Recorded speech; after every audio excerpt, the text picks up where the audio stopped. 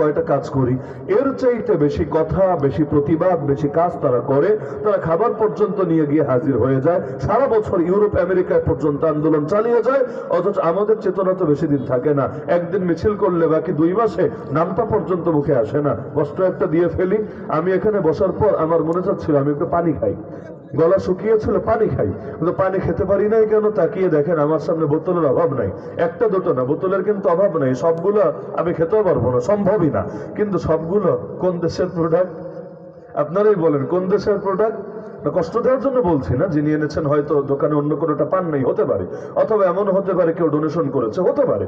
আমি কাউকে দোষারোপ করছি না, কিন্তু উদাহরণ হিসাবে বলছি। এই কিনলে পানি, এটা কোন দেশের প্রোডাক্ট? ইসরায়েলের প্রোডাক্ট। আর আমাদের দিলের চেতনা কি? ফিলিস্তিনের চেতনা। তাহলে দিলে আছে ফিলিস্তিন, হাতে আছে ইসরায়েল। মাশাআল্লাহ, মারহাবা, পুরো জাদুঘরে সাজায় রাখা দরকার। বিষয়টা এমন না। বৃক্ষতমার নাম কি? ফলে পরিচয়। আমরা কাদিয়ানি বিরোধী আন্দোলন করি, এরপর ক্লান্ত হয়ে প্রাণের পানি খেয়ে, প্রাণের জুস খেয়ে নিজেদের গলাটাকে ঠান্ডা করি। কি হবে তোমার ঘোড়ার ডিমের আন্দোলন দিয়ে? তুমি নিজেই তো সাহায্য করলে পয়সা দিয়ে কাদিয়ানিদেরকে।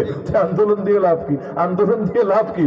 লাভের বদলে ওরা বলবে হ্যাঁ গালি আরো 10টা দে, কিন্তু পয়সা দে। পয়সা গালি বিষয় না, পয়সা হলেই চলবে। আরে বাঙালি তো মাশাআল্লাহ, লোকে বলে মাগনা পাইলে নাকি আলকাতরা খাইতে রাজি আছে। তো যদি সে বোঝে যে আমার ডেইলি 10টা গালি দিল 20টা টাকা দিবে, বলবে মাশাআল্লাহ সমস্যা নাই, আমার আরো বেশি কইরা গালি দাও, দিন শেষে টাকা দিলেই আমার ব্যবসা ভালো চলবে। এটাই তো বাস্তবতা। তবে পৃথিবীর বুকে কখনো এমন হয় কাফের কিন্তু ভালো কাজ করে আল্লাহ রাব্বুল আলামিন তাদেরকে এটার বিনিময়ও দিয়ে দেন। ঠকান না, তবে বিনিময়টা আখিরাতে না, দুনিয়ার বুকে আল্লাহ দিয়ে দেন। যেমন সহিহ মুসলিম শরীফ, বুখারী শরীফের পরেই যে হাদিসের কিতাবের নাম আছে মুসলিম শরীফ, এখানে একটা হাদিস আছে সাহাবী মুস্তাওরিদ বিন শাদ্দাদ রাদিয়াল্লাহু আনহু, বড় জটিল নাম, মুস্তাওরিদ বিন শাদ্দাদ।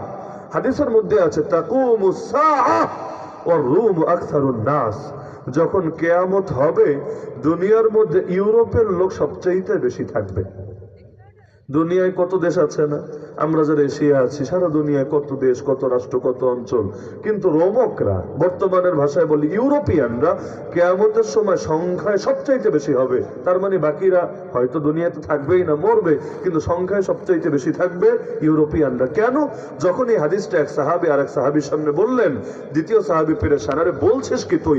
আবসির মা তাকুল, আরে কি বলছিস, খেয়াল করে বল, তুই কার প্রশংসা করছিস?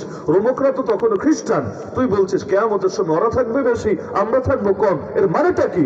তিনি বললেন, আরে বেটা, নিজের থেকে বানায় বলছি না, আল্লাহ নবীর থেকে এই কানে যা শুনেছি তাই বলছি। সেই সাহাবী অবাক, বললেন, নবী যদি বলেন অবশ্যই সত্য বলেছেন, তাহলে